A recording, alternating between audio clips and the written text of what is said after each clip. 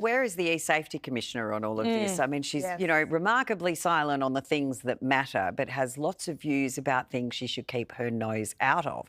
And I do wonder whether she'll have anything to say, though, as we see the introduction of more robots into the home. And I found this article extraordinary about robots being sold that go into people's homes, and the very early adopters, as they're being referred to, the robot butler, they're actually more like a marionette if you think about it, because someone is actually sitting behind in a sort of a virtual reality kind of world and making the movements of the robot at the moment. But part of the exercise is for these robots and for these companies to gather as much data as possible as how to do everyday activities, so that as they continue to develop these robots, they'll be able to do things like fold laundry and vacuum the floor and do all of these everyday chores that we don't want to do.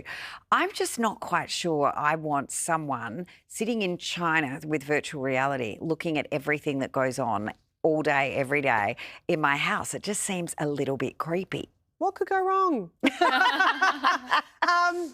So the idea of, like, if it didn't have the person behind it, I'm quite, you know, I am not the Martha Stewart of homemaking here. I thought, shock. That's, Horror, I know. Shock. I thought that would be quite appealing. It would totally judge how I stack the dishwasher, so someone else would have to teach the robot how to do that.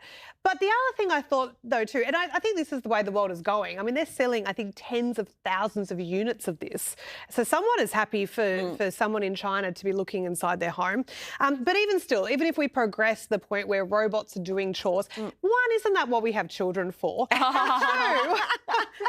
two, but in all seriousness, actually, I mean, there's a lot of things I ask my children to do, like stack the dishwasher, where I think it would be quicker, more efficient if I just did it myself. Oh, you and my husband need to talk. But, you know, he is such a perfectionist. He won't let anyone else do anything. And, Richard, that's why your shoulder's playing up if you're watching at home. But I ask them to do it because actually chores teach them a lot more. They teach them about becoming part of the family and cooperation and responsibility and how to actually just grow up and be an adult. And so if the robot's doing it all for us, here we are again. This is just the start of us in some Black Mirror episode in a little kind of screen box staring into a black electronic screen, not doing anything. We're asking the robots to do things like, can you take my cup of tea back to the kitchen for me? Come on.